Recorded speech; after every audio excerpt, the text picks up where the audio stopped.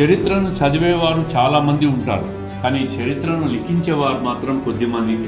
ఆ కొద్ది మందిలో ఒకరు మన ప్రియతమ ముఖ్యమంత్రి నారా చంద్రబాబు నాయుడు గారు. 1990లోనే భవిష్యత్తును ముందుగానే ఊహించిన నాయకుడు చంద్రబాబు నాయుడు గారు.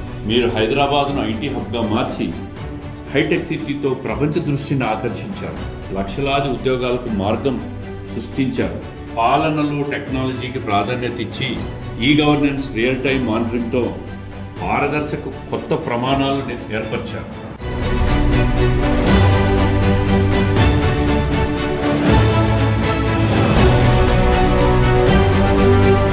రైతు భవిష్యత్తు కోసం నీటి ప్రాధాన్యతను గుర్తించి పోలవరం వంటి ప్రాజెక్టుకు వేగమిచ్చి నదుల అనుసంధానం ద్వారా కరువు జిల్లాలను కూడా సస్యశ్యామలం చేస్తూ సేద్యానికి బలాన్ని చేకూర్చారు.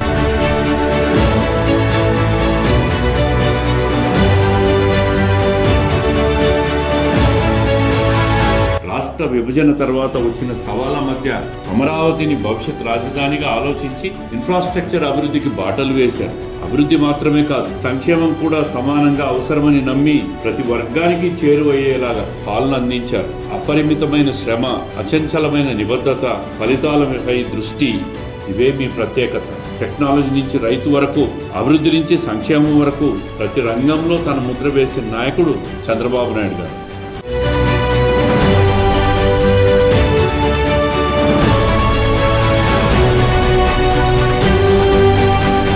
లోకేష్ గారి యువ నాయకత్వంలో పార్టీ మరింత బలోపేతం అవుతుందని ముందే గ్రహించి ఆయనను ప్రోత్సహించడం మీ ముందు చూపుకి నిదర్శనం. కోట్లాది మందికి మీరు ఒక నాయకుడు మాత్రమే కాదు, ఒక నమ్మకం, ఒక దిశ, ఒక భవిష్యత్తు.